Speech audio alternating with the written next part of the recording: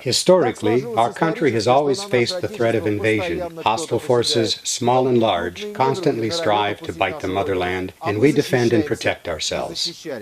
Self-propelled gun ISU-152. The Germans were afraid of it.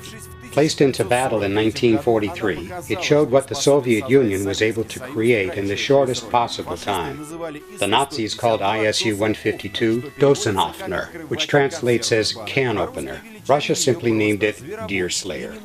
And no wonder, the 152mm howitzer gun, with a piston shutter, hit targets with 48-kilogram shells, blasting tanks and fortified buildings into dust. Without exaggeration, we can say the Deer Slayer was probably the most powerful self-propelled gun of the Second World War, and now I'm going to climb onto it. By the way, what's the difference between a self-propelled gun and a tank? Well, the self-propelled gun doesn't have a turret.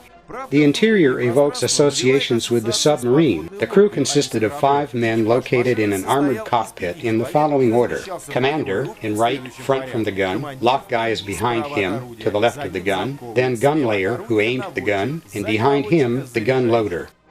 The mechanic driver sits in front, and I need to be there. Now I have to make a 46-ton Colossus move. There's even less space than I expected. Diesel engine capacity is 520 horsepower, surrounded by heavy armor plates. We have to warm up the diesel before starting it, using a special wick heater that burns diesel fuel. The same heaters were used as stoves to heat the crew compartments. The mechanic driver has an observation hatch with an armored bung. Frankly, I can barely make use of it.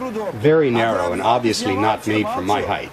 ISU-152 uses a 4-speed transmission with demultiplicator, providing 8 forward gears and 2 gears for reverse. It's too much for me. By the way, the maximum speed is 40 kilometers an hour, and the maximum traveling distance running on the main fuel tanks of 500 liters reached 220 kilometers.